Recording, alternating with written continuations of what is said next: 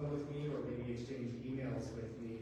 And I'm just going to kind of fold that into a brief history and timeline of the PFAS contamination issue at Cannon Air Force Base. As we mentioned, PFAS chemicals are numerous and have many different uses in everyday society. One of the major ones is in firefighting materials. You may have heard the acronym AFFF. This stands for aqueous film forming foam. And as we mentioned, PFAS chemicals are really useful for petroleum-based fires where PFAS in this foam material can seal that fire off from oxygen, preventing the further spread of that fire. So you can imagine that these chemicals have been useful at facilities like Air Force bases and airports and similar types of locations across the country. The Department of Defense first started using PFAS in this capacity for firefighting materials in the 1970s. And you have to fast forward all the way to the 2010s until the Department of Defense and Air Force started to realize, hey, these are probably on site at many of our facilities throughout the country, and we maybe need to start looking into testing for these materials and chemicals at those facilities, one of which was Cannon Air Force Base. Starting in 2016, the Air Force began to test wells around the base. This included the Cannon Air Force Base water system and expanded that network of testing out to a series of monitoring wells around the base itself. And what they found is that among several different PFAS chemicals that they tested for, remember that there are thousands of PFAS chemicals. In this case, we were just looking at a small handful. The Air Force found two of the most prominent PFAS chemicals, PFOA and PFOS, to be present in groundwater, as well as surface water and soil, at up to hundreds of times what the EPA, the Environmental Protection Agency, had established in its health advisory limit for these chemicals in water resources at the time. Through 2017, the Air Force continued to install monitoring wells, continued to see these high levels of PFAS, but this was all limited to the confines of the base at the time. In 2018, the Department of Defense and the Air Force started to kind of phase out PFOS and PFOA in their firefighting materials, but they still contain certain other PFAS chemicals. And of course, at that time, we knew that they were present in natural resources in the environment. As Sri mentioned, in 2018 and 2019, the Department of Health, as well as the Environment Department, took on a series of sampling projects off base.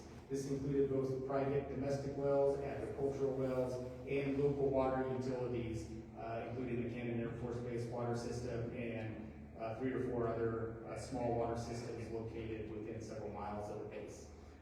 At the same time, Fort Clovis was doing its own testing that continues today. NMED worked with the U.S. Geological Survey to continue testing of private wells and public water systems for PFAS in 2021 through 2023. And both in the kind of earlier efforts and this more recent effort, the overall findings were mainly that out of hundreds of different samples collected from the area, which largely encompasses the focus area for this blood testing project, most of the samples were returning non-detections of PFAS, which was good news. But the bad news is that the ones that did return detections of PFAS tended to be very high, again, hundreds of times some of those health advisories established by EPA. Now in 2022, EPA took another look at those health advisories with a whole bunch of new data from research that has been conducted on these chemicals. And using that data, we're able to revise those health advisories to very, very low levels of PFOA and PFOS in particular. Such low levels that, in fact, almost any detection whatsoever of these two particular PFAS chemicals resulted in exceeding these health advisories. So that just means that the previous round of results from Cannon and the surrounding area were that much higher over what had been established as safe health limits in drinking water. In 2022, kind of in light of this information and developing research and understanding of PFAS, NMED hired a contractor to do a more focused study in the Cannon Air Force Base, which involved two components. one, additional groundwater monitoring, and two, modeling of the actual plumes extending across and off of the areas on Cannon Air Force Base where the chemicals had first been released to the environment.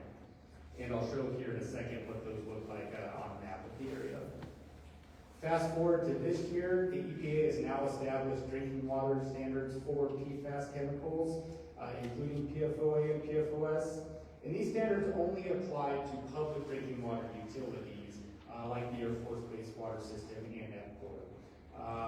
However, they do serve as very useful points of comparison if you've had your private well tested for PFAS and if they've shown up in your domestic well water.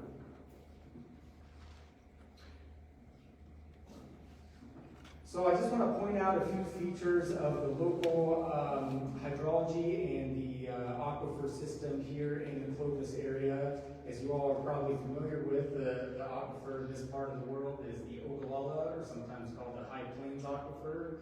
And this serves not only as the drinking water source for this part of the state, but basically for any and all water uses. This is agricultural, commercial, industrial, basically everything. The Ogallala Aquifer is under our feet right now, but one of the important features of it is that it has very different thicknesses depending on where you are exactly. And part of the reason for this is that the Ogallala has something called paleochannels in it. And you can think of these, which is represented by the light blue greenish line on this map. You can think of these as ancient river valleys that have since been buried by hundreds of feet of sediment. So they're hundreds of feet below where we're standing and sitting right now. But anytime you encounter one of these paleochannel features, typically the Ogallala Aquifer tends to be thicker in that area, and typically it tends to concentrate flow in a northwest to southeast direction. And in the case of the Air Force Base, we have a major paleo valley or paleochannel feature extending right across the base. Now you'll notice that kind of northwest to southeast pattern in these two orangish plumes. The dark orange is the PFOA plume, and the light orange is the PFOS plume modeled by NMED's contractor in 2022 and 2023. And the upshot here is that both these PFAS chemicals are extending in a southeast direction off base. The PFOA chemical is extended a little further southeast. It's now found in wells up to about 3+ miles from the southeast corner of Cannon Air Force Base. The PFOS plume is a little bit more limited in extent, but again, heading in that same direction. And the reason for that is that these chemicals have slightly different properties, and when you combine those properties with the properties of the aquifer and the water in the aquifer, they behave slightly different in the environment. But the important thing to note is that they are indeed extending in a southeast direction off the plume. These reports that contain these maps and the data behind them are available on NMED's website. We can provide that to you during the Q&A session. But I did just want to summarize those for you all tonight and kind of explain that this is the information we use to come up with the focus area for this blood testing project. Thanks for your attention. I appreciate it.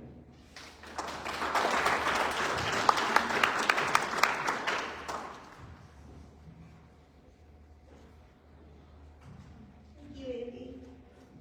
Hello, everyone.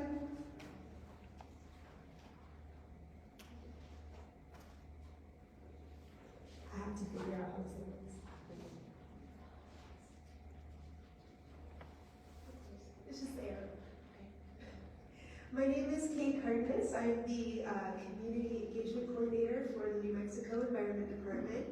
And you'll be pleased to know that this is the last presentation before the Q&A session. I just want to give you an overview of the blood testing project and what to expect if you make an appointment. So firstly, I want to say that of course this is a voluntary and confidential and free program. And if you choose to participate, you will be provided with valuable health information at no cost.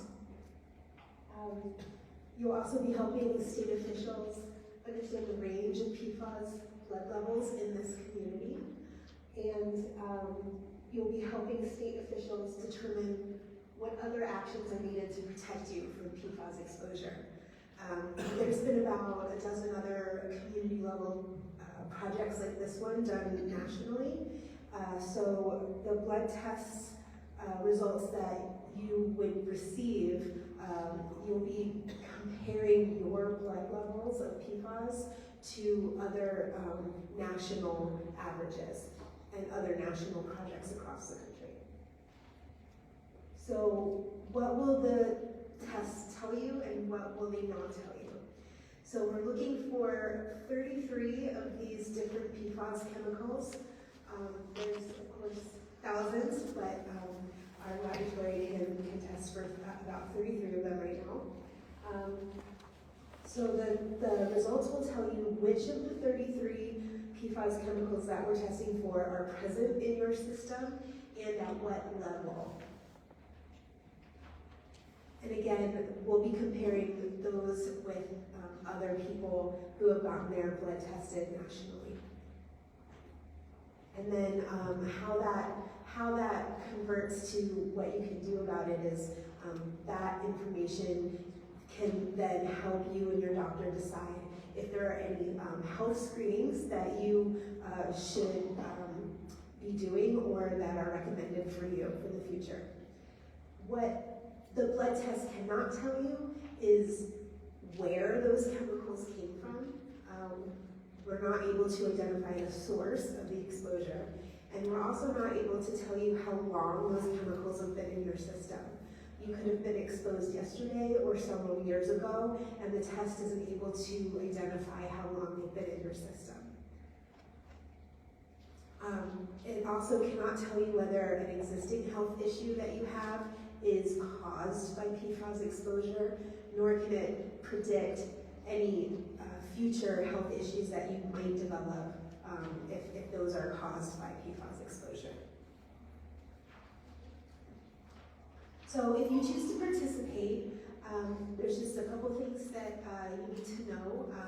To be eligible to participate in the blood sampling, you need to be a current New Mexico resident, you need to be 18 or older, and you need to have lived or worked, or currently live or work in the project focus area, which there's some giant maps all around. You can get a better look at them after the presentation.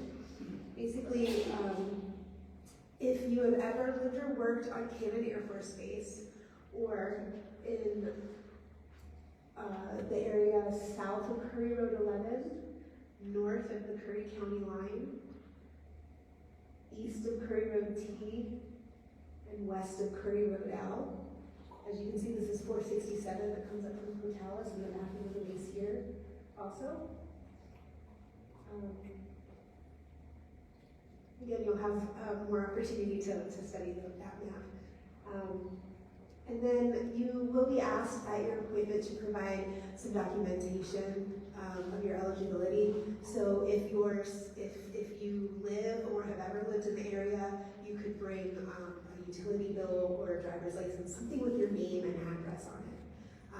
If you work or used to work in the area, you can bring in a pay stub, a business card, or we'll even accept a letter from your employer with the address of the business and your name on it.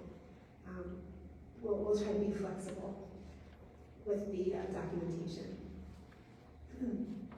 So, you're eligible, you decided you want to participate, now how do you schedule an appointment? First of all, the blood sampling is going to happen in person here in Clovis at the Youth Recreation Building. The sampling is going to occur between, oh, I'm so sorry. Okay, here we go. It'll occur between September 12th,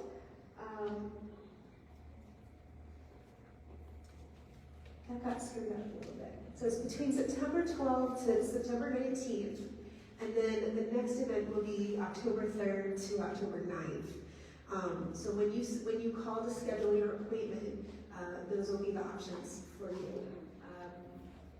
And then those available times are mornings, afternoons, into the evenings, and on those weekends as well. You may be getting a invitation package in the mail. We're going to be mailing some of these materials out to people who live in this area but outside of the base. And we also have a hotline that our staff will be reaching out to people in the area as well over the phone. And you will need to make an appointment because unfortunately we can't do walk-ins, but we have several ways to schedule an appointment, which I will tell you about in just a minute. But what do you expect at an appointment? You're going to check in, you're going to give that documentation of eligibility, whether it's your driver's license or an employment letter. There's going to be a form to sign, just like any other doctor's appointment. There's going to be an exposure history questionnaire that asks you things like, where does your water come from? Do you eat a lot of fast food? Do you have certain medical histories? And then the phlebotomist will take a blood sample, it's about a teaspoon worth of blood, and check out, and you will be given a $25 gift card for your time. And I do want to mention that after check-in and you go to fill out the questionnaire and give your blood sample, those are private little cubbies that you'll be able to talk to the nurse or the phlebotomist about. Of course, your information will be protected. The Department of Health is the public health authority on this project, so they will protect your personal health information to the greatest extent. Your appointment should last between 45 minutes to an hour. And then finally, the results will take about 3 or 4 months to get back to you. And you can choose to get those through the snail mail or through a certified email. So we have staff here outside of these tables out in the back here. We have staff that can schedule your appointment if you have decided that you want to participate. We can schedule you tonight. Otherwise, if you'd like to think about it some more, or if you would prefer to speak to somebody privately, then our hotline is 575-575-PFAS.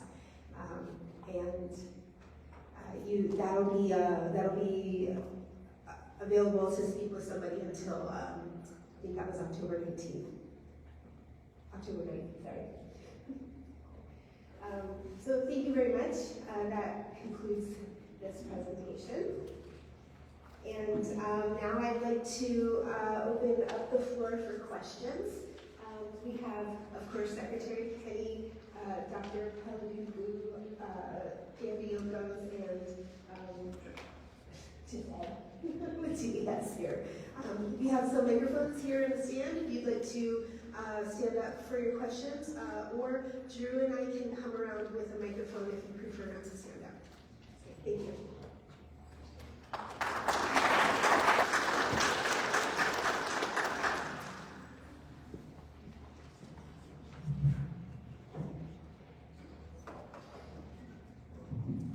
It's always hard to be first, I know.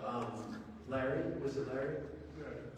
Larry, we're going to bring you a microphone just so that we can get good audio on what's happening this evening. But go, who's got a microphone for you?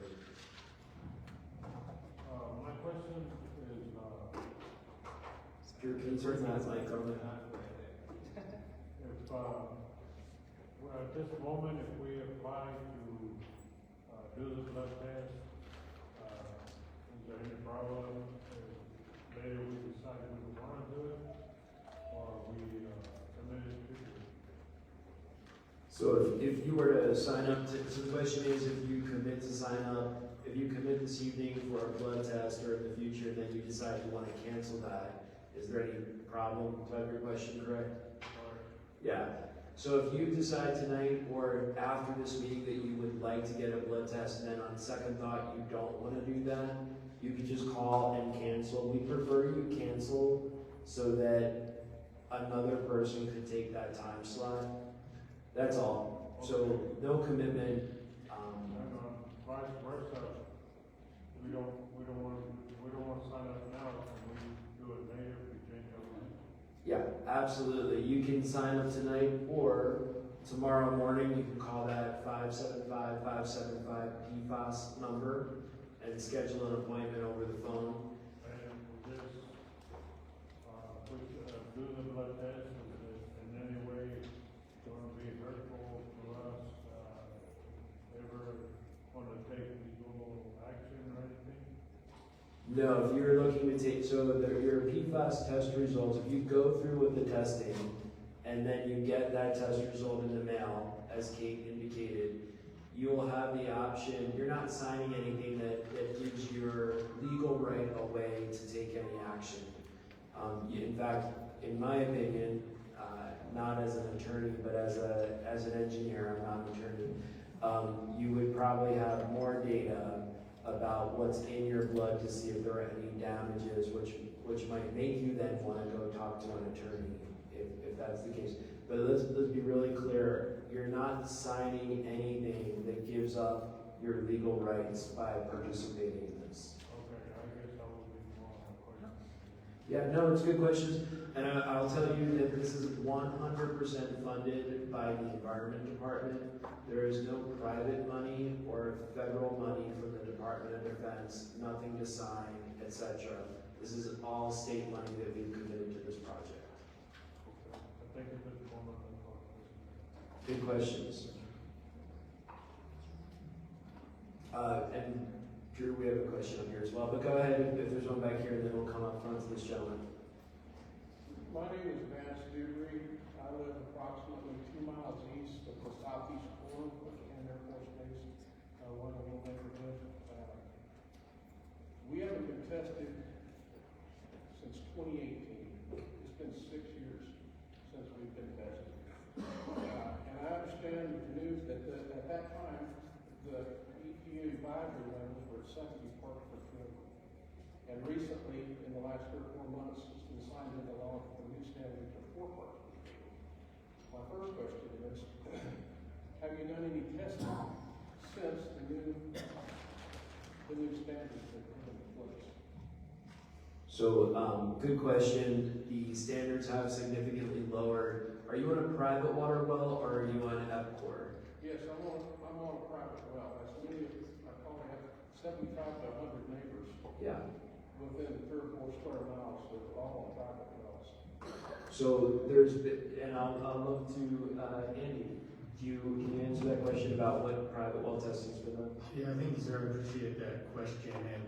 And I apologize, we have had a few rounds of private well sampling since 2018. And, they've been mainly first come, first served type of events and probably advertised at different levels. And I apologize if we didn't get that information out to you. Your question about whether we've done testing since the new EPA standards have come into effect is a good one in your area. And the answer is that we have not. The most recent round of testing we did was in 2023. I believe we had roughly about 30 folks from Curry County that participated in a statewide private well PFAS testing event. And at that time, we had a good idea of what these new EPA federal standards were going to be, but we didn't know for sure. So we were kind of able to make a first cut comparison. And for the most part, what they finalized this year in 2024 is those 4 parts per trillion figures that you mentioned. So we were able to make a comparison to that. And out of those 30 some odd wells that we tested, I don't think more than 1 or 2 had any PFAS detections that were anywhere near those levels. That's not to say that we didn't see PFAS. Like we talked about, there are many thousands of PFAS, and of the ones we're able to conduct lab tests for, we did see a handful of the other ones. But in terms of those 4 parts per trillion, we didn't see a whole lot of results that were too concerning with respect to those new standards. Okay. I understand next month on the 14th that you're going to offer 100 free tests to residents. That's not going to cover near the wells that are in this area. Would that be a true statement? This is again referring to private well tests? Yes. That could be through a different organization. NMED, because we regulate public water systems, we typically don't do that much private well testing, and when we do, it's usually because we have kind of a legislative directive to do that. So for instance, last year, we were here testing those 30 or so wells. We had a state appropriation from the legislature to do that. We are maintaining a wait list for additional private well sampling, and I certainly hear your concern about, there's a lot of folks on private wells that rely on that for all their water needs. So like I said, we do maintain a wait list for that, but I'm wondering if maybe there's another group out there that's picking up some of the slack where we're not able to at the current time to do some of that testing. Well, it just seems like if you're a private well owner, we're kind of at the bottom of the list. I mean, and the concern is for our health and safety, and I can't influence it. And we just, I believe that we've been contaminated in our area, and we should receive clean, safe drinking water. I couldn't agree more. I appreciate that sentiment. So let's, Representative Zamora has been talking to me, and I don't think he's here tonight. I was just with him in Socorro at an interim committee. But Representative Zamora has been talking about the residents in your part of Clovis. Let me talk to him and see if we can pull some appropriation money for private well testing in the community that you are talking about, that he's been talking to me about. I was on Zillow, and when I tell you at the beginning of this meeting that I'm looking at Clovis information, PFAS information, I go on Zillow, I look at property values to see who's on, what houses are sold, what houses are available in terms of who has well water. The utility section, it tells you that. I look at the mill rate to see who's being affected. I'm telling you that, and I will deliver on speaking with legislators about seeing if we can get appropriation for comprehensive well testing in that part of, in your community specifically. So thank you for raising that, and we'll circle back with you on that. And Drew, Kate, if we can make sure we get contact information, that would be great. There's a question up here, gentlemen, sir. I don't have a question, I got a statement to make. Okay, here comes the microphone.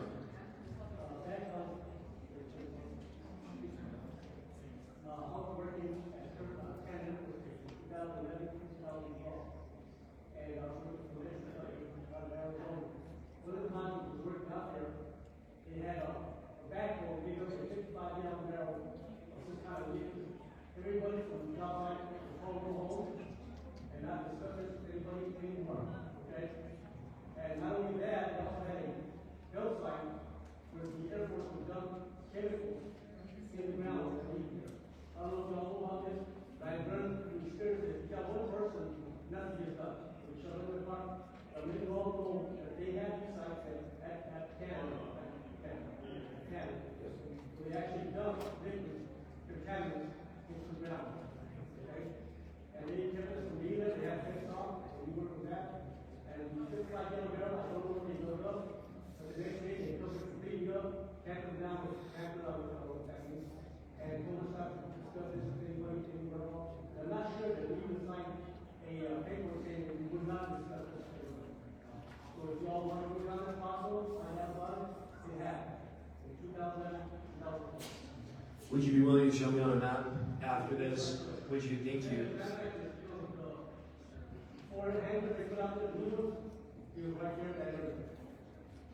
Thank you. I'd like to see it on a map, and then we'll follow up. Thank you for being brave and saying what you just said.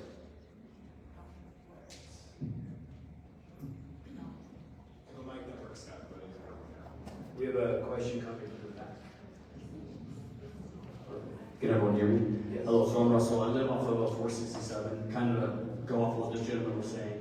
As far as getting tested, I've reached out to multiple places to get the wells tested. We have a private well.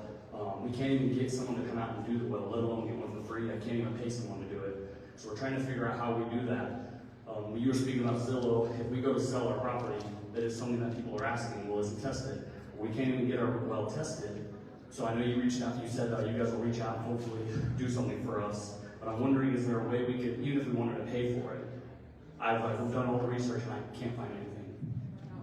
Yeah, Andy, who is our contractor, and do we have could you address that in terms of how to get it tested? Yeah, that's a great question, and I understand that it's not nearly as straightforward as you'd think it would be just from a Google search or whatever.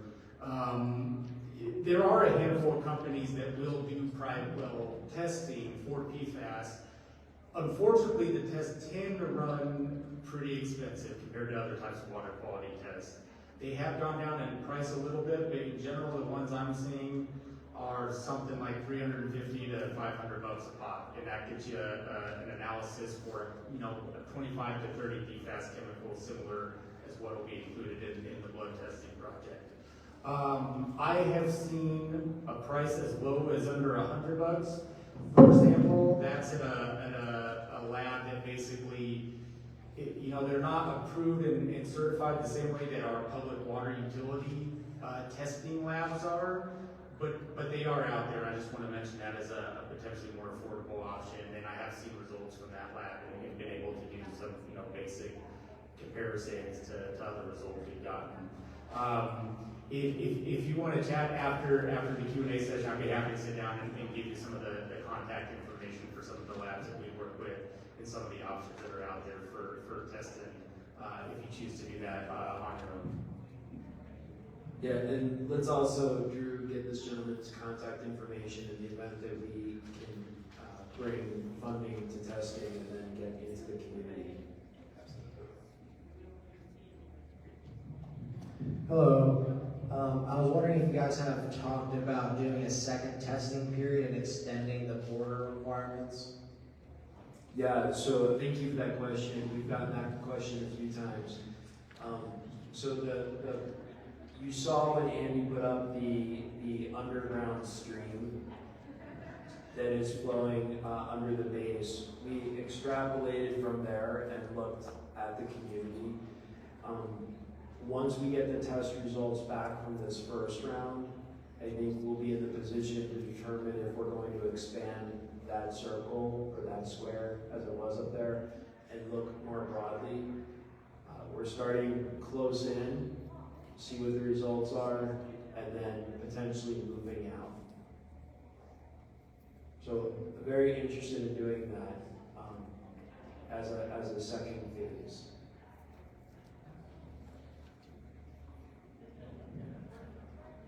I guess, my concern now is, you say you're going to try to clean up, I guess, or clean the water.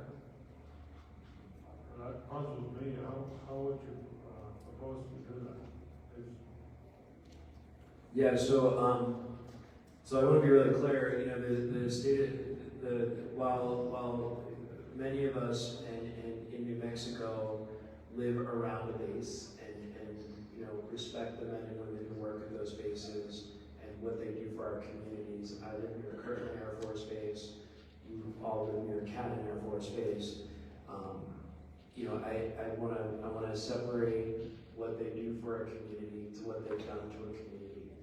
And cleaning up the PFAS under the base, which has started under the base at Cannon. They're studying it.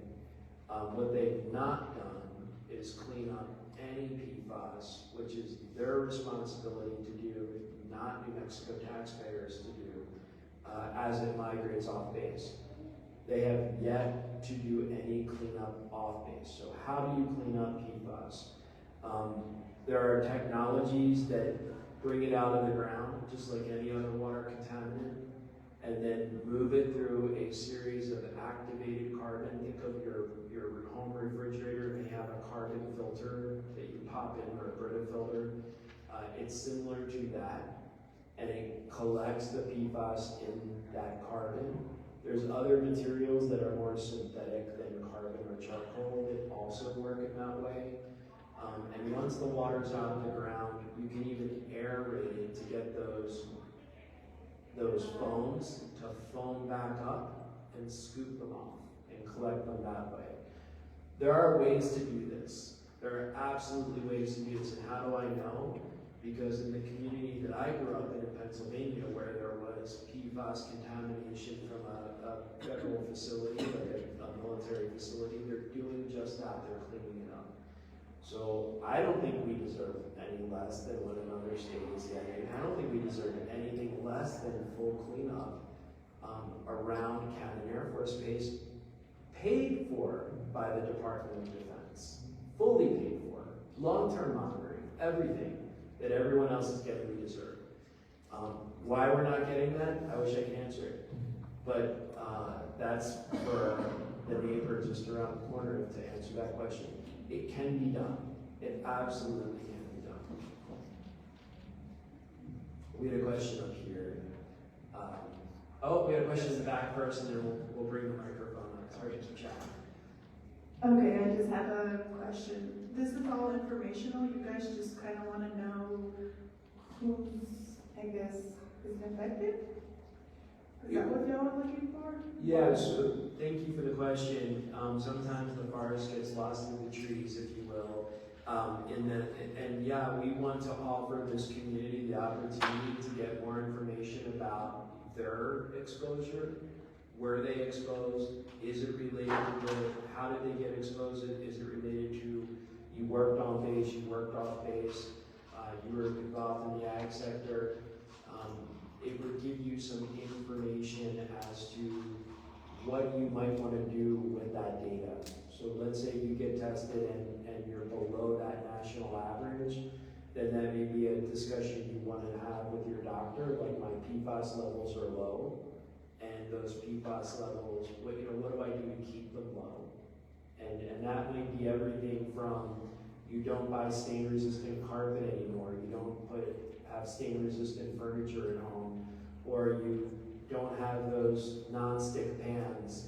You spray the oil right on those pans and eventually scrub them a little bit harder sometimes when things do stick. But those are lifestyle changes that we can all make. I've made those changes. I don't know my PFAS blood levels. I would love to get tested, but I'm not in your community to be eligible.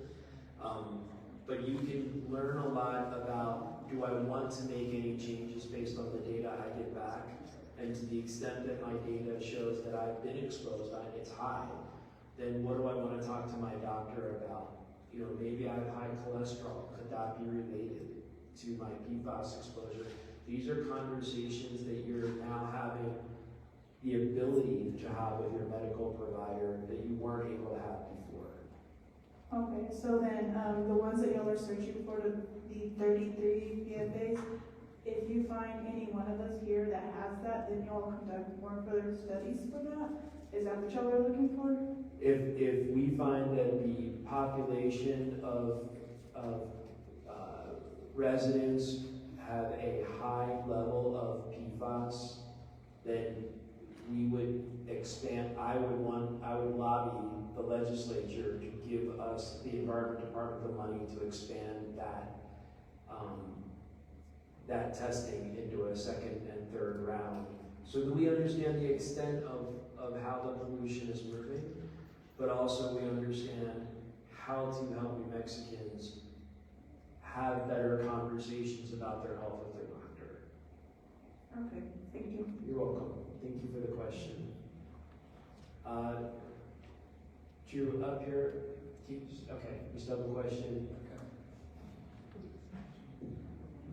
All right, well, I have a question and a comment. Okay. So just on what she was mentioning here. So let's say you do get tested, you do have high levels or concerning levels, and you go to your doctor, you talk to them.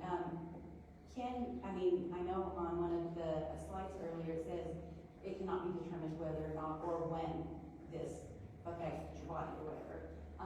So let's say, for example, if somebody doesn't have insurance, is there any funding for that if somebody is sick with these high levels? Or is that just something that you have to, talk to your private insurance or your insurance about? So if you get tested and you don't have medical insurance and you're exhibiting symptoms and you're trying to look for that causality, are my symptoms related to these high numbers? And what do I do at that point? Great I don't know if my colleagues from More the Health are gonna have an answer. Thank you for that.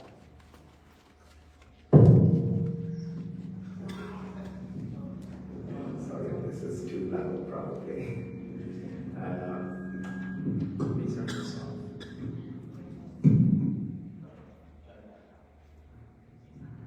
Okay, yeah, hopefully that's better. So from what I understand about your question is like, are there any additional funding to continue testing or provide medical care for an individual? Correct. So if it's an uninsured person, depending on their situation, they have to seek Medicaid probably to talk to a provider and get further testing through that process. Unfortunately, as of right now, the funding is coming exclusively from the New Mexico Environment Department to do this testing for PFAS in blood. The future, as Secretary Kenny has alluded to, will lobby for additional funding to expand this in the future. So I can't say concretely what will be in store for future. Okay. Okay. Yeah, that Yeah. just crossed my mind when she was making that comment. But I also have a comment. So I had my water tested about a year ago or so, and it was private testing. And to another gentleman's comment back there, Culligan out of Texas is who I had my water tested through. High levels of, I didn't understand a whole lot of what she was saying, but I did understand that there were high levels of specific chemicals, I guess, that were not good. So my concern, I guess, where I started thinking was, my husband got sick about 3 years ago. He passed away a little over 2 years ago. My neighbor, just right to my right, he passed away about 2 months ago of the same exact condition my husband had. His father lived right next door to him on the corner of the block, and he also passed away of the same illness that my husband had. And then my sons have a friend that live a block above and 2 blocks down.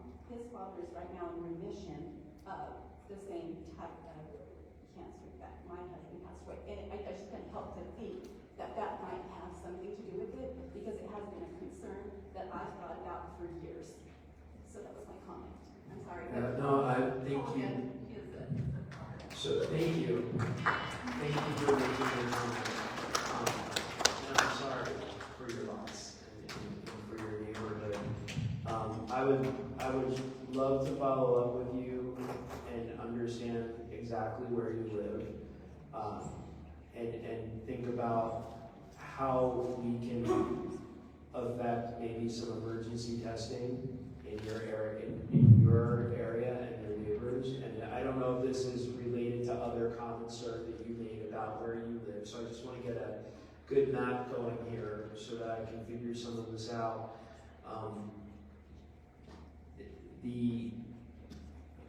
This is what we hear in other communities in Michigan, in Pennsylvania, around other bases, is that it's sad that I'm saying this, that your story is happening in the United States of America, and we should, that's why I have no tolerance for the lack of emergency that the Department of Defense is showing to this community for leaving these chemicals in the ground and doing a sub-marginal job at addressing the concerns of the residents.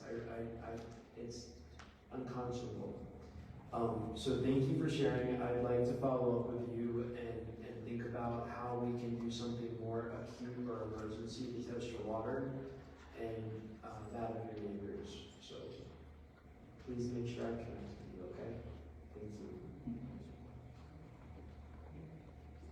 So there was mention that the half-life of the PFAS. So if you test iron with PFAS, how often should you be retested to make sure that these levels aren't increasing? Or like if you need to seek extra medical attention for these things? I mean, that should be something too that you guys are looking at in regards to getting retested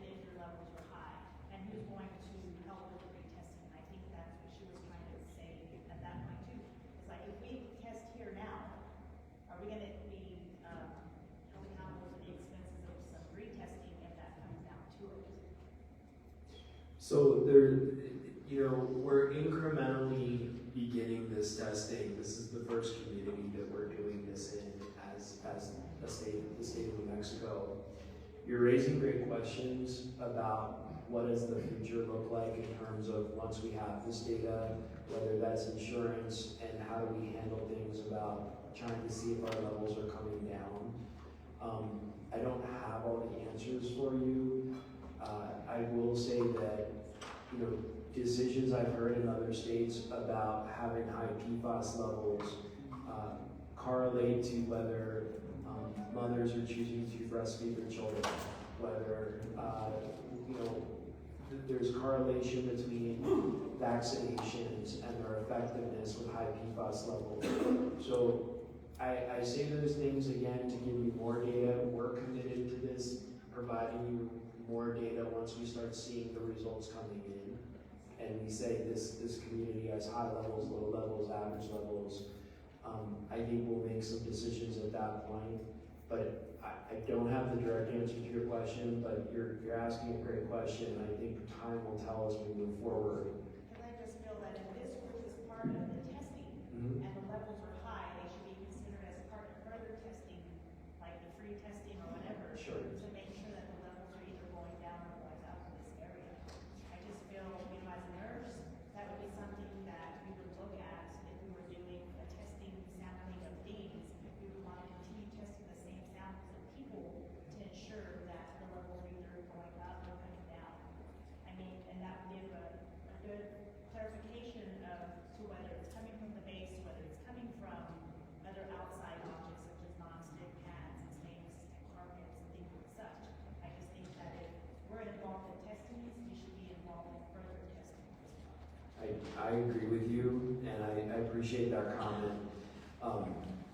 One of the other aspects of knowing the community exposure or data around PFAS is while the Department of Defense did sue the state of New Mexico to prevent us from having the authority to require cleanup, we have also sued the Department of Defense and most recently modified our litigation in July to say that they're responsible for damages to the community. I think those damages to the community, those dollars, those penalties should go into the community for long-term monitoring of I appreciate that comment. We'll let me think that through a little bit of how do we continue down this path. But I agree. I can't say it enough. I do agree with you.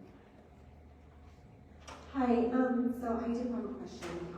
If we do the testing and we find that maybe there is high levels and all the state is testing, can we request reports from New Mexico PFAS to help support or document something if we decide to take legal action because of illnesses we have found in our body or in our families or in our children?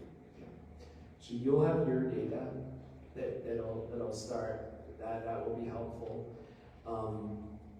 And then our department, then the state will publish, I want you to be really clear, that we're not releasing, I won't see anyone's name and correlation with their blood levels like that. I won't see that.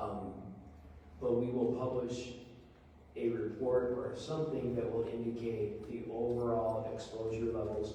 There is a map showed earlier with little blue dots on it. If you go to that map, and we can provide it to you and post it to our website, but if you go to that map and click on a dot, you will see some really good graphics that says in this community, 150 households were tested, which constitutes, let's say, 350 people, and here was the PFAS levels that we saw. That's the kind of high-level information the state will publish, which will give you that sort of, I know my data, and I know my community health data.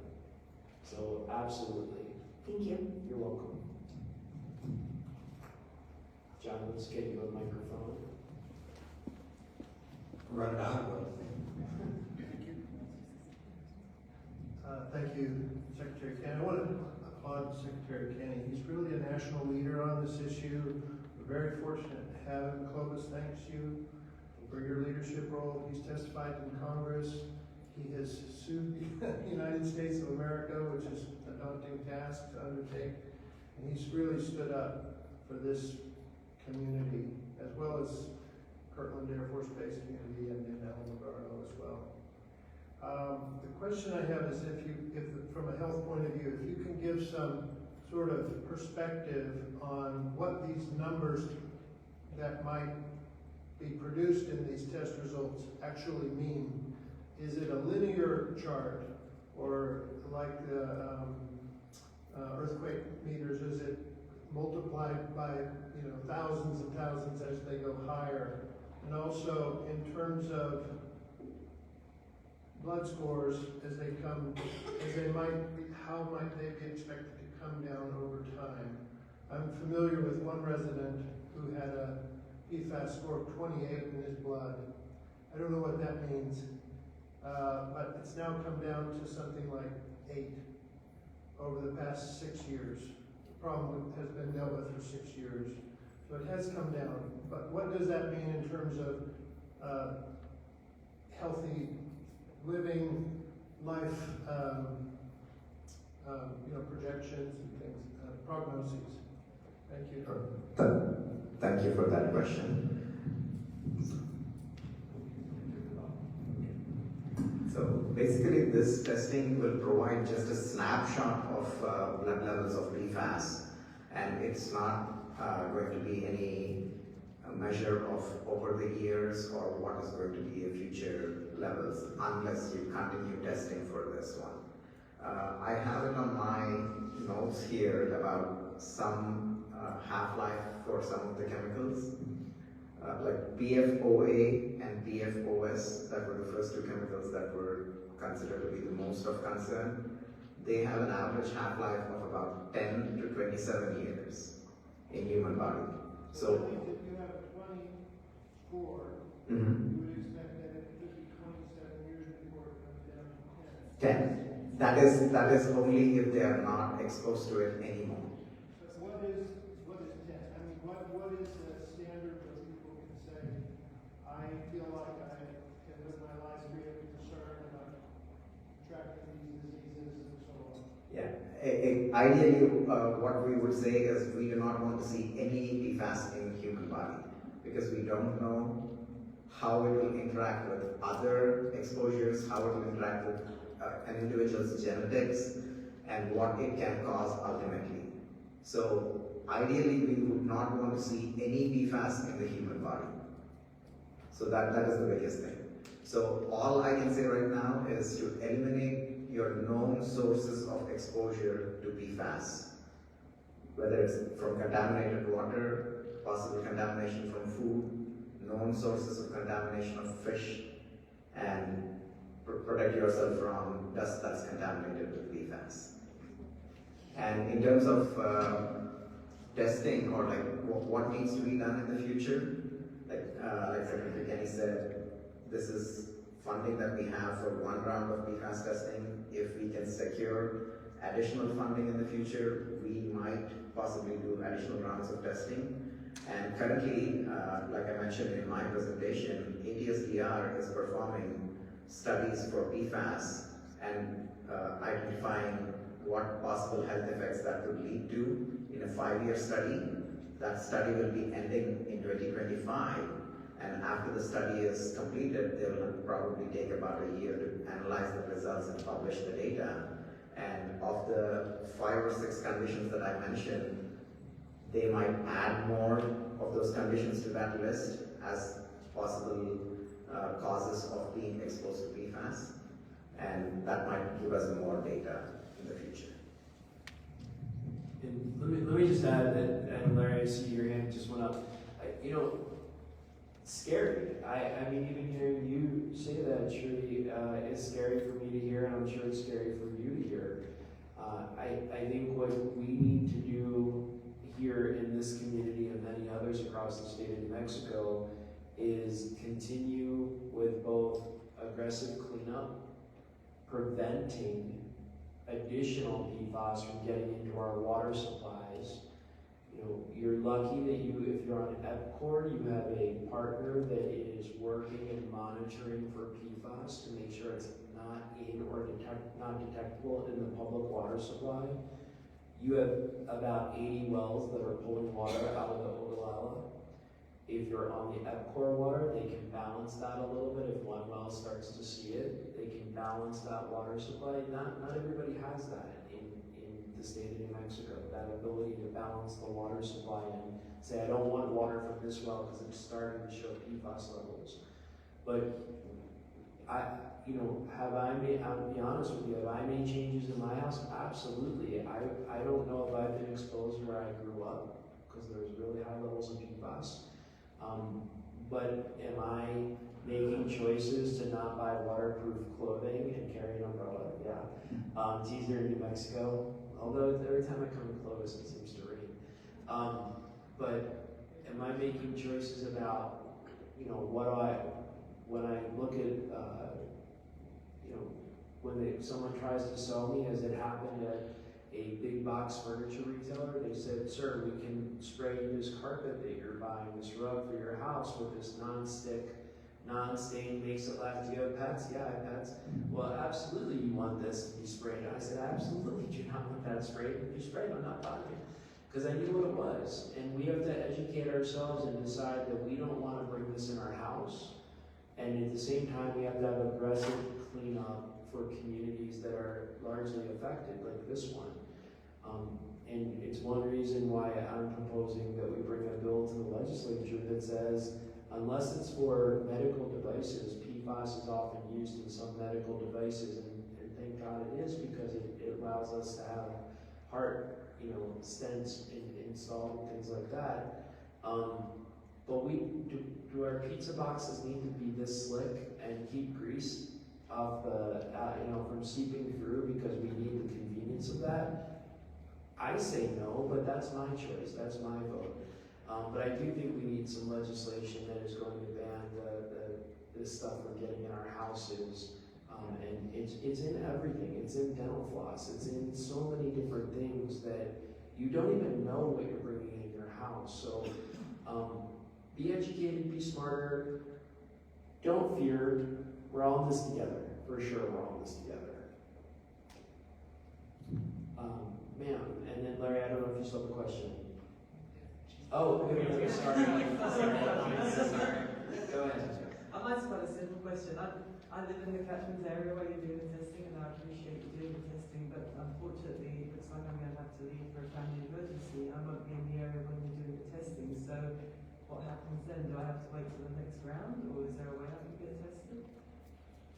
So both weeks you're not going to be able to.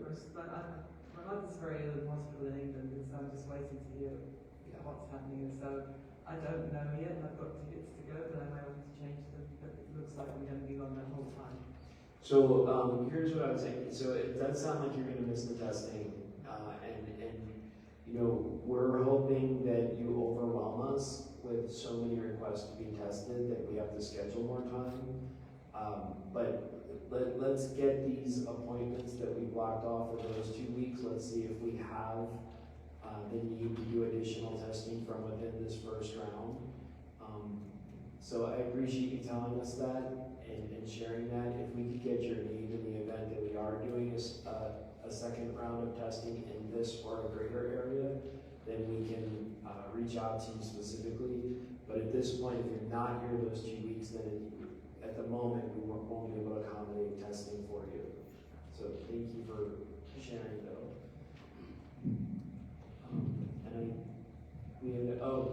Sir, yes. Hello, it's Russell again. We had a guy who had to step out and wanted me to ask this question. It kind of lines up to what someone was asking there at the front.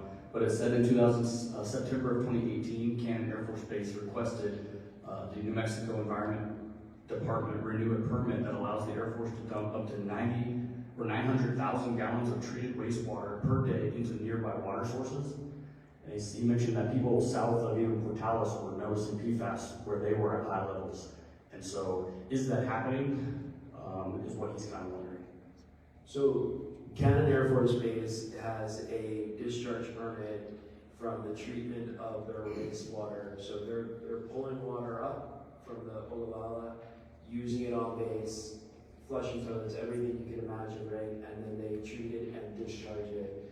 So they have a requirement to monitor for their PFAS in their outfall, but they are discharging back into the Ogallala. So they pull up water, use it, discharge, and they have a requirement to monitor for it. What is really the focus of the Environment Department is to get them to clean up on and off base. So that sort of cyclical process that I just described to you is certainly ripe for having them clean that up, but the big plume is under them. They've started to clean up at the southeast corner, or I should say, study the southeast corner. But that's really what we want them to do, is clean up on and off base. I'm not dismissing the fact that that is a cycle in which they're pulling water up and putting it back down, but it's kind of going after, that is small potatoes compared to which they put our in groundwater already, which we want them to clean up.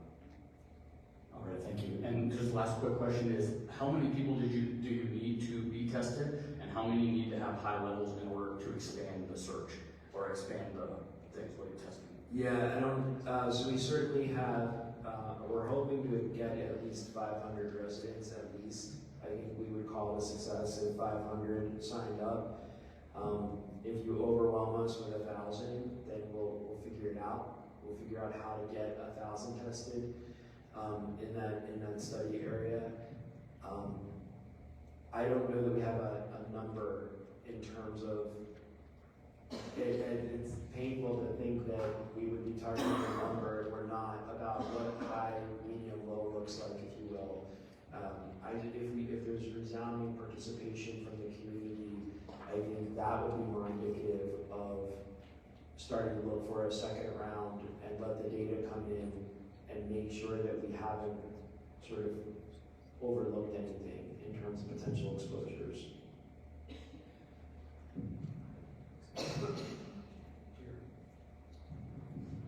I'm sorry, about 3 more questions for you. The first is, Doctor, do you know what the national blood score is for average PFAS? So something that we could reference when we do get our test back? So, actually I had it in my presentation, but had to remove that because of space constraint. There is not an established standard, because it has not been studied to the extent to say above this level this will cause a certain effect. Like I said earlier, we do not want to see PFAS in humans. I understand that, but you said earlier that there was a national standard that we could compare our results against. No, it's not a standard, it's just a national average. Yeah, national average, yes. I'm sorry. Yes. Do you have that? Sorry, the paper that I printed, it's too small for me to read, but I can actually send out the information. And I guess my next question would be, so we get additional tests on our private wells, and they do turn up hot. Is there any help available for filtration or cleanup on these wells that are hot? Personally, I put a filtration system, a carbon filtration system on one of my wells, but it was very expensive. It was $1,500 for one well. I still have 2 wells that are untreated. But the main well that we use, I've treated, but not everybody would have the means to do that. I mean, that's expensive, and it's $400 a year for a new filter. Just one filter is $400. I bought one today, it's $432. And is that drinking water wells or irrigation wells? This is for drinking water. Drinking water wells. So what's interesting is to hear you say that.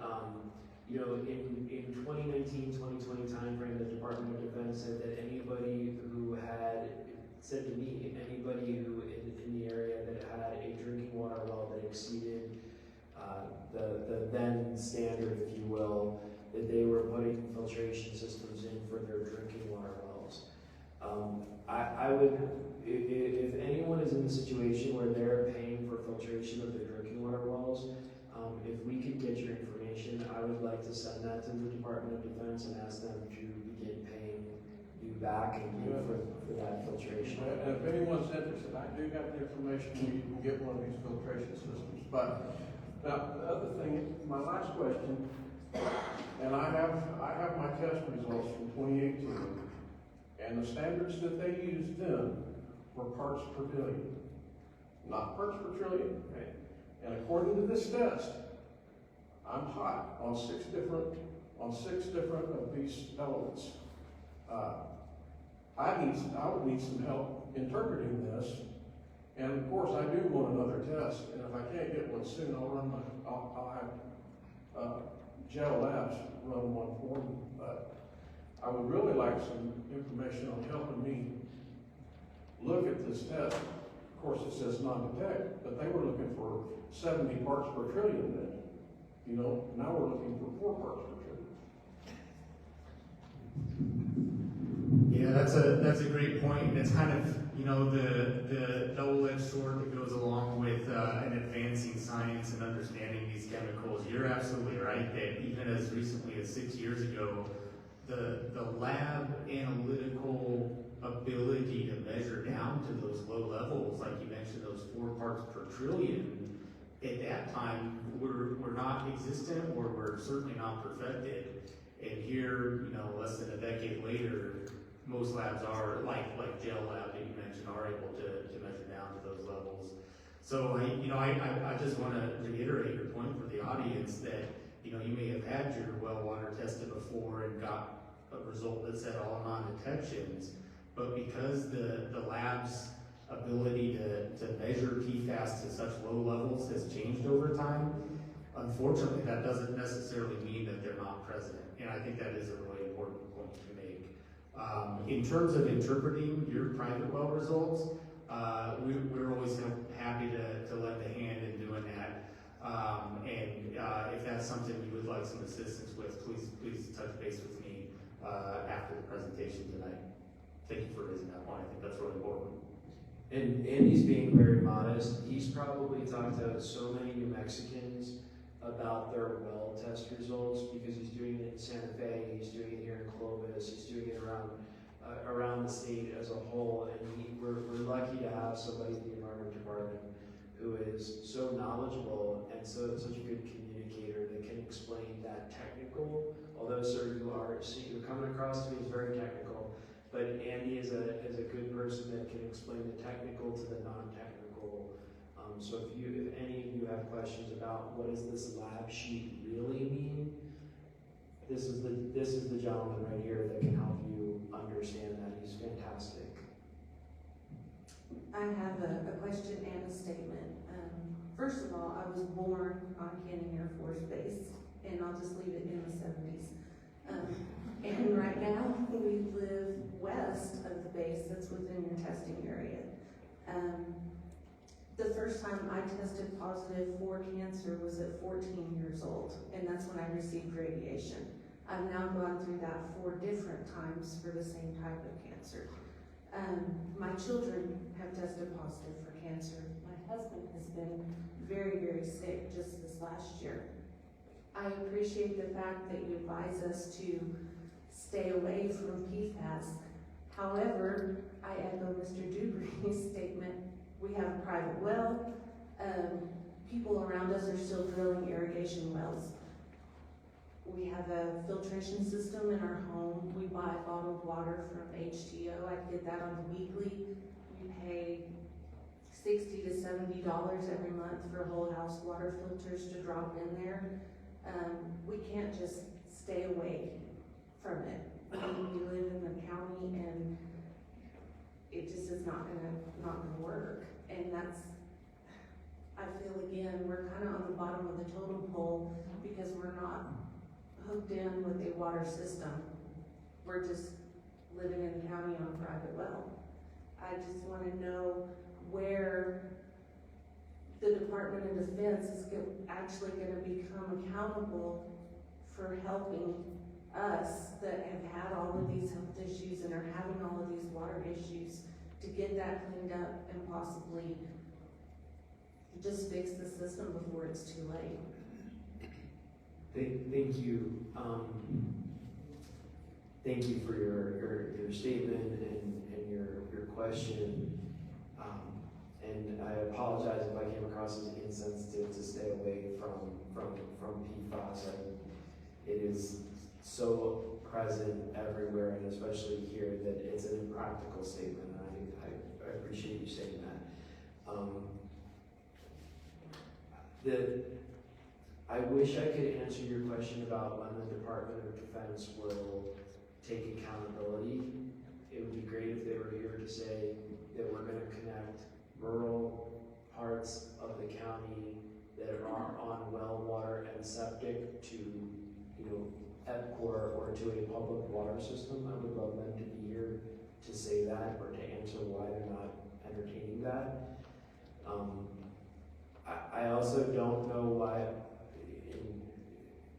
I don't have great answers for you. I don't know why that they are cleaning up PFAS at Reese Air Force Base, just 2 hours from here in Texas, voluntarily with the state of Texas, and why they're suing New Mexico to undermine our authority to require them to clean up PFAS.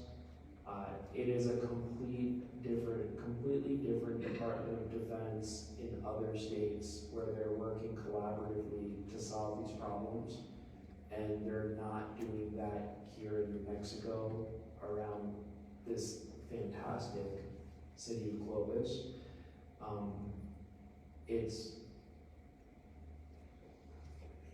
I have no words, and I would love to see them here tonight answering these questions. But I say this with all sincerity, you have my commitment that we're not going to stop until, and that may mean that the state of New Mexico has to start entertaining how do we connect you and the other residents here to public water. That may be something we do and bill them later, if you will, right? But that reckoning day is coming when they're going to get that bill from us, and I hope it's hundreds of millions of dollars in penalties awarded to this community that pays back things that you can't put a price on.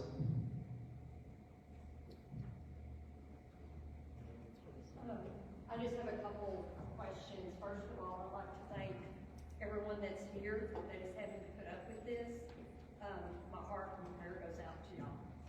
But my concern is, Rich, we've already talked about our vets, sir. But I got to thinking, what about the other civilian employees that has worked at the base, such as myself, for 12 years? And yes, I still have base access, but we don't get put in the loop because we are now retirees. And it's kind of like the retirees is shoved underneath the carpet and kind of forgotten about. My big concern is the young people that has worked out there, such as my daughter, worked out there in her early 20s, and now she's trying to have a family, and she's very concerned about this. And she does not live here in the state of New Mexico anymore. She lives in Georgia. What is the process it's going to be for people that is no longer a resident here in New Mexico but was connected to Cannon Air Force Base? Great question. We're seeing more people reaching out on social media, calling with those same kinds of questions. At the moment, we don't have the means to provide a blood test to folks out of state. And even if she was to come back, it would for just the blood testing alone, it would be challenging to include her in this because she doesn't live here currently. I think this community's participation in this effort will be informative to her. And we can certainly provide resources as to where she could go and get tested. And I forget, Kate, do we know the price of one of these tests to get the 33 assays? It's not inexpensive, if I remember right. I was told around $600 and up. Yeah.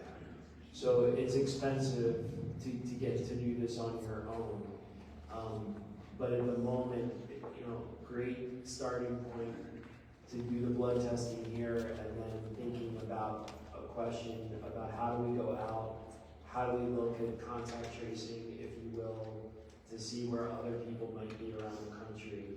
I don't know that Georgia is doing what we're doing here. If I knew there was resources available in the state of Georgia, I would share that with you. Michigan, Pennsylvania, and North Carolina are very progressive around this topic, but I don't know what's going on in Georgia off the top of my head to confidently say that there's something I could refer to. But thank you for your question. Sorry, it's not more fulfilling of an answer. Sir.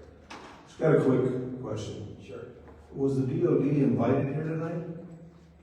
Yes. And they declined. But they're not here. Oh, if they're here, please speak up. Exactly. Yeah. So I just wanted to know for myself, because we're always, it's always drilled into our heads that we're a partnership. And it seems to me that it's become pretty contentious. Obviously, if they sued us, it's pretty contentious. Yeah. So I just wanted to know for myself, because nobody had mentioned it yet, and I didn't see any uniforms, so. What about our city council? Yeah, we invited legislators, city council, Curry County representatives, Curry County commissioners, thank you. The city of Clovis, DOD, specifically County Air Force Base, was invited and shared the information. I know they've emailed out some of the information. Our congressional delegation was invited as well. I may be drawing a blank, but we tend to make sure that every level of government is included in what we're doing.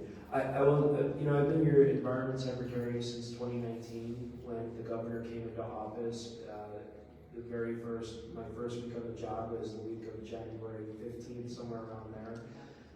Within 4 or 5 days of starting my position is when the Department of Defense sued the state of New Mexico.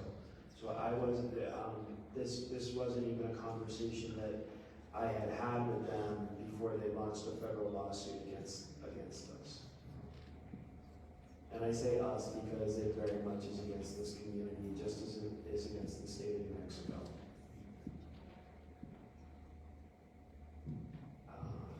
We had a question over here. Yes, you said that. Oh, sorry. I'm sorry.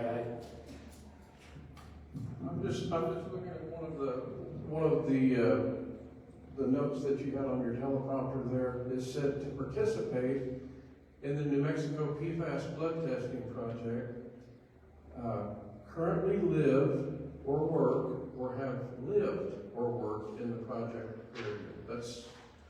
That's a little different from what you said. Because I've got a neighbor who used to be our past sheriff that lives in Fort Worth now, and he would like to be tested. And he was my neighbor for probably 30 years. So these sort of all have to be true, if you will. So Mexico resident. So he may, I see that, okay. Yeah. So he may not be a New Mexico resident. Yeah, and again, we have no idea if we're gonna get 550, 500, 5,000 people, right, who wanna be tested. We wanna really make sure that this community who's here now has that opportunity to take one of the spots. We don't probably have the money to do 5,000 or 40,000 people in Clovis, but I don't think they all live in that little box we presented either. But again, we really do, we're hoping we get a healthy 500 folks wanting to get tested. And if it becomes more than that, then we'll find funding to put towards this effort. Sure. Do you know how fast this plume is spreading?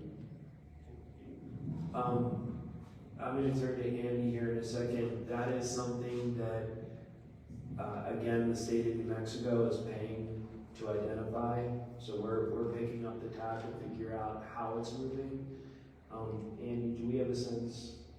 Can we take that? You know, it's a little tough to say, unfortunately, and one of the big reasons for that is the long period of time between when PFAS containing firefighting foam would have first been used on the base and when we finally kind of keyed into the problem that it's created and did some of these groundwater monitoring studies. You know, just as a point of comparison, and I can't say for certain that this is comparable to the situation here in Clovis, but some of the studies where they've looked at PFAS plumes and how fast they move on the East Coast, they've done some big studies in Massachusetts, New York, places like that, Michigan as well. You know, they found PFAS plumes that they were able to kind of establish a starting date, and they find them, you know, again, it depends on the exact PFAS chemical, but in general, you know, they're seeing them migrate through an aquifer, you know, and, you know, dozens of miles within, you know, decades. I know it's not a precise answer, but just kind of as a general comparison point. With the plume that I showed on the map earlier, you know, we kind of, our contractor kind of hit, I don't want to say a dead end, but they got to a point where there's a little bit less well coverage that might be ideal to continue studying how far it might actually be down gradient. So I would kind of consider that bigger plume on that map, that southeastmost point of that, to maybe just be you know, a bit of a educated guess right now, and just the best constraint we have available. But yeah, unfortunately, in the case of this particular plume, it's a little bit hard to say what the rate of movement is. We did do a test on the highway between Clovis and Portales a few years ago at a public water system that no longer is a public water system in that area, and they did not have any PFAS detections for what it's worth, and they appear at least to be in that kind of southeast line of plume migration. My question was similar to this gentleman's here about the plume and how it's spreading. The way the line goes, the Ogallala channel, what is to keep that plume from crossing over more? Or like, you know, is there water on the other side of that line? Or is it just where that line's at to where the water goes and it affects everything else? Or is it, you know, like how the plume's spreading? That's a really good question, and I appreciate you asking that. It's the kind of thing that, you know, I could probably, you know, my background's in geology and hydrogeology, and I could probably talk your head off about it. But very basically, there is water on either side of that line. And the plume is not necessarily limited to that, but it's kind of concentrated there. You can maybe think of it as the path of least resistance for groundwater flow. And because of that, you know, any contaminants that are in the groundwater are probably going to follow that similar path of least resistance. But, you know, it's not to say that's the only place that the Ogallala exists. In fact, it's basically under almost this entire map that you see up here. And I, you know, I just point out also that the green line on here, that's kind of one of the major Paleo Valley or Paleo Channel features that I mentioned. There probably are others that aren't shown on here. In fact, there certainly are. But you know, this is kind of directly from the report that our contractor released in the main area of focus right now. In terms of whether the PFAS contamination is kind of spreading away from that line, I think we need to do additional groundwater monitoring to establish that question. But I appreciate you bringing that point up. It's really important. I had another one. Is the base like where that area is at? You know, that's where the PFAS is at. But is there other areas in the base where the PFAS could be going? You know, the north side and the east side. Yeah, and that gets back to a point that was raised earlier about the base does have a discharge permit for their treated wastewater. And also, you know, some of the gray water use on the golf course on the north side of the base is thought to maybe contain PFAS in that. So there are monitoring wells all over the base. Some of the ones on the north side, I believe, have also shown various levels of PFAS. Again, it's important because not everything is constrained to this kind of northwest-southeast line here. But what I would say about it is that it may be a related but slightly different cause or origin of PFAS, where it's kind of a secondary cycling of PFAS once it's already gotten through the water system, and you know the sewer lines and all that more than once, and then that treated water's been sprayed onto the golf course. And that's not at all uncommon, you know, across the United States, that kind of situation.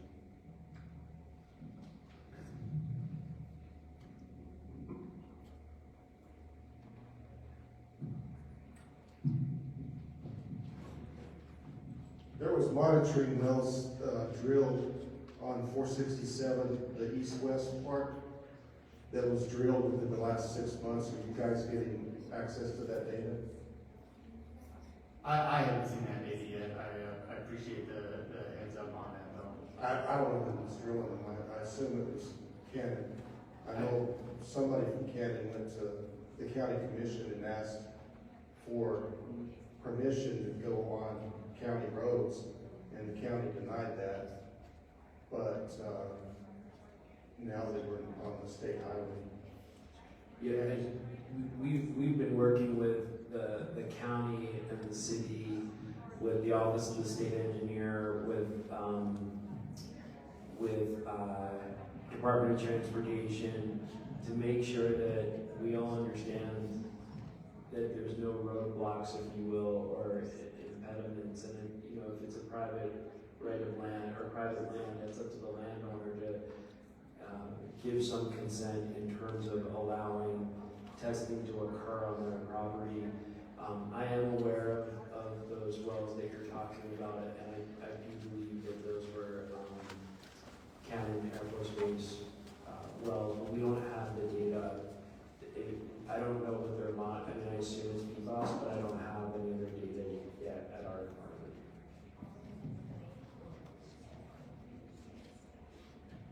Secretary Kenny? Yes. Thank y'all very much for the presentation on everything. As a resident here, I've been paying attention to this issue and doing some of my own research.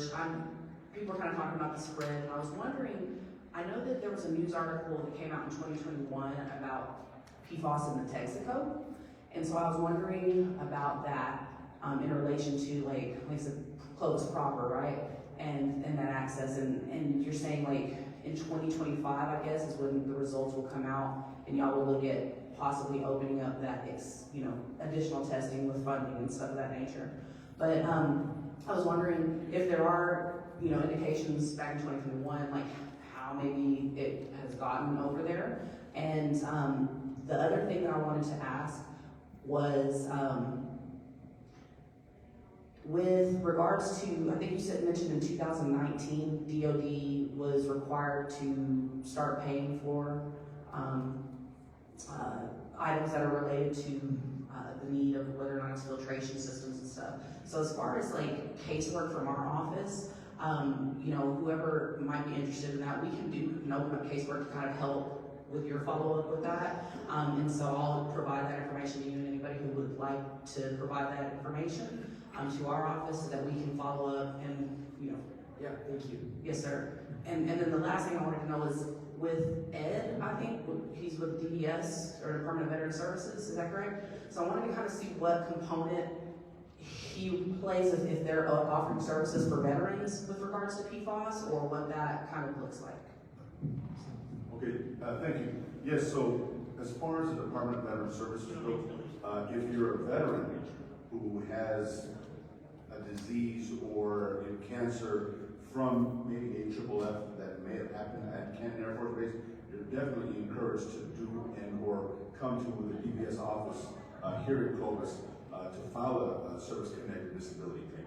Matter of fact, we would highly encourage that. We have 2 VSOs, one of them was just here and just left, but we would highly encourage any veteran who has either contracted cancer or at any time worked on Canton Air Force Base and maybe has worked with AFFF before. I know, I will tell you this, when I was in the military and in the Navy, we had AFFF. AFFF was all over the flight deck. AFFF was in every fire suppression system on the ship, and I know they have that on the flight lines.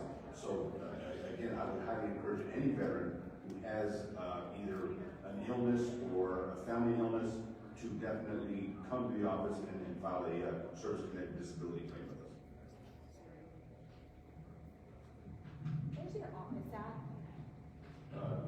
The VSO office here in Clovis is off of 7th Street, and it's by the MVD or DMV department. They're co-located right there. And if anybody wants my card, when we get done here, I'm more than happy to give it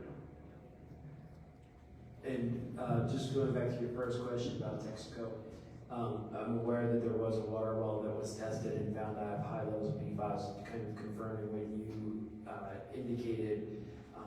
I'm not sure that we've ever conclusively identified why or what the source of that PFAS was in that water well, and I'm not sure. Andy, do you have any additional information on that? I would agree with the Secretary that we have not been able to identify a specific source. NMED with the geological survey tested most, if not all, of the city of Texaco's municipal wells in 2021, and we did see high levels in one particular well. I'll say that I feel confident enough to say that it's not connected to the contamination at Cannon, again related to the kind of local hydrogeologic circumstances. Unfortunately, it's representative of a problem across the globe with PFAS, in that, like we've been talking about tonight, it's in so many different products out there that sometimes when we see kind of a apparently anomalous hit like that, it's pretty tough to connect it to a specific source. The well in Texaco where it occurs is not too far from the town's wastewater treatment facility, but the thing is, it's also not too far from the town's fire station. It's not too far from a handful of other potential sources, as we call them, of contamination.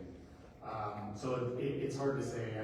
I'm glad you brought that point up, though, because there are other places where we're finding these chemicals, and sometimes the exact source is not there.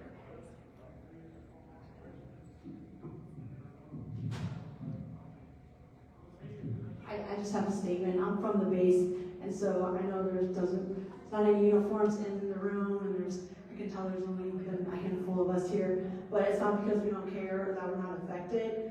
It's just the base doesn't tell us. So the only way that we found out about it was through a Facebook post by a spouse on the Community Air Force Base spouses page. When somebody else posted a picture where they saw a flyer at the county fair.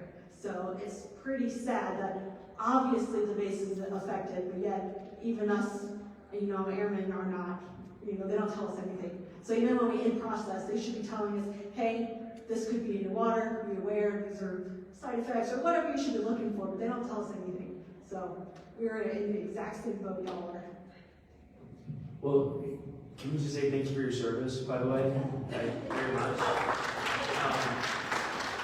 I feel like when we talk about Department of Defense, I never want that to be translated into the service that you are providing for the country. Thank you very much. And that's sad that is not being talked about on base and for folks rotating in and rotating out. It goes to other questions we heard, which I do think about. If somebody comes into the base and then transfers out and they don't know what's happening at this base at a different base, it's I don't know what it is. It's a liability and it's a blind spot in your own life, your own family planning, your own thinking about where you're going next. And the more we can do to educate the folks on base about what's happening. I know that Facebook group, I don't have a spouse again, but I've looked at it, thought, can I join this? To let them know what's going on. Yeah, again, thank you. And if you have any ideas on how we can, as a state, be more communicative with those who are on base, let me know, because my heart goes out to folks like yourself.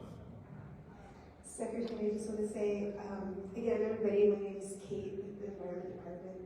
I've been hoping to coordinate this project, and I do want to say that the PR people and the waste commander have been emailed all of the materials that you see here tonight. One way that we hope to get in touch with people who live and work on base is we will be putting out yard signs that have the hotline number on them. And yes, I will be putting them outside of the Cannon base entrances. And Kate, do you want to mention, we're also putting up, I believe, 4 billboards? Yes, 3 billboards. Drew knows more about where those are exactly. Yeah, they're on a lot of like wage trucks coming into town. Unfortunately, we can get too many in times because they're on like long-term contracts. We're hoping to spread the word further around the state. Obviously, a lot of people have lived in Clovis, and obviously, you guys have to drive to Albuquerque, for example, for a lot of things. So hopefully, that raises more awareness.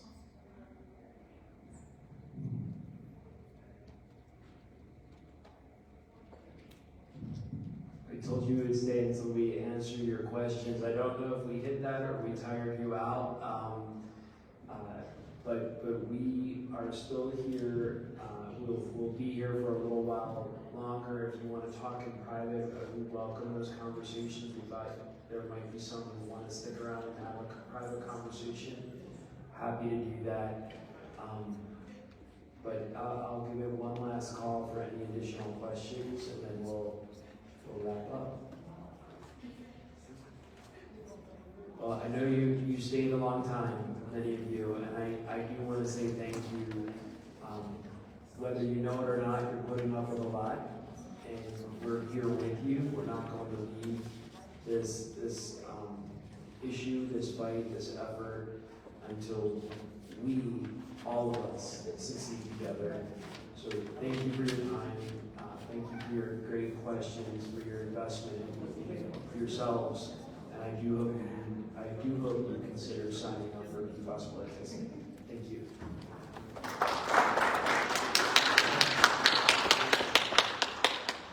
See you next time, Kate. Good to see you. I don't think we met before. I'm Scott. Nice to meet you. I'm Drew. Drew. Oh, gotcha. Good to meet you. Nice to meet you as well. Steven. You okay?